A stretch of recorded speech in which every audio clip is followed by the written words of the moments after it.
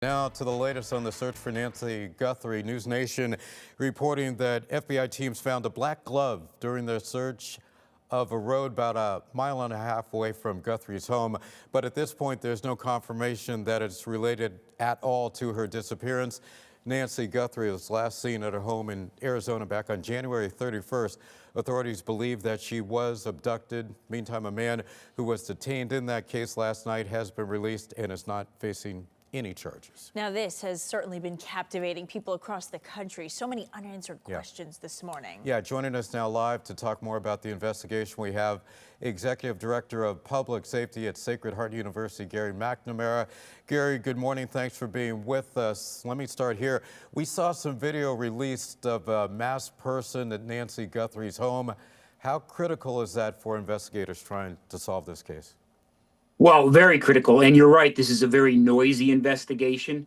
And that video highlights something that's going on behind the scenes. And we oftentimes forget, but there is an investigation that is ongoing continually by a lot of investigators that is outside of the public view.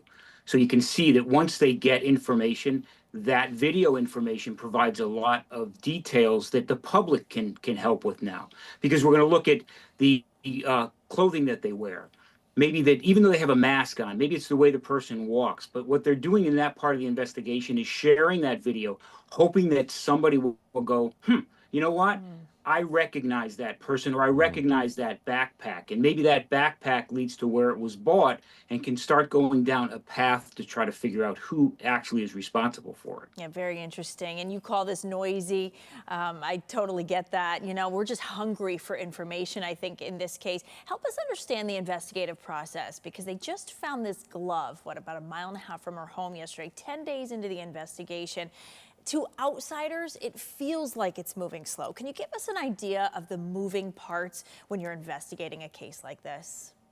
Well, I think it starts from the beginning. What we really have here is a missing person. So they didn't show up for work. They get the call to police. Police respond. They can't find her. And then they look for those little clues along the way. And what do we have? We have blood outside that's identified being Miss Guthrie's. So obviously that leads to the thing that there may be some more violence involved. And then you begin to go down the path of what actually occurred. At this stage in the investigation, you're looking towards whether or not this was planned. Now, the video shows that somewhat planned. The individual tried to take the cameras off. So you're looking at planning. I think the big concern right now for investigators is if this is a true kidnapping, did the kidnappers plan long enough to take care of an 84-year-old woman for over 10, 11 days? I think that's the biggest concern that they're looking at this point. Gary, at this point, how critical is the public's help in solving this case?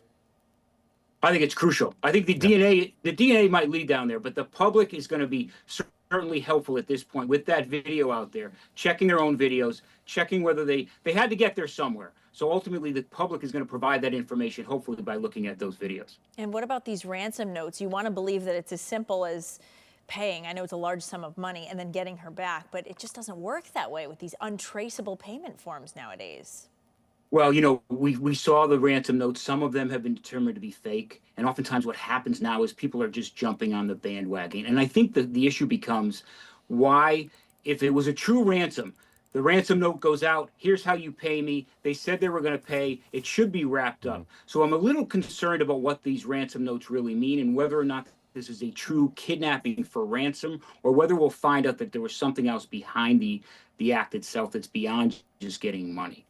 Gary MacNamara, Sacred Heart University, we appreciate your time this morning. You got it, Art. Be well. Thank you, Gary.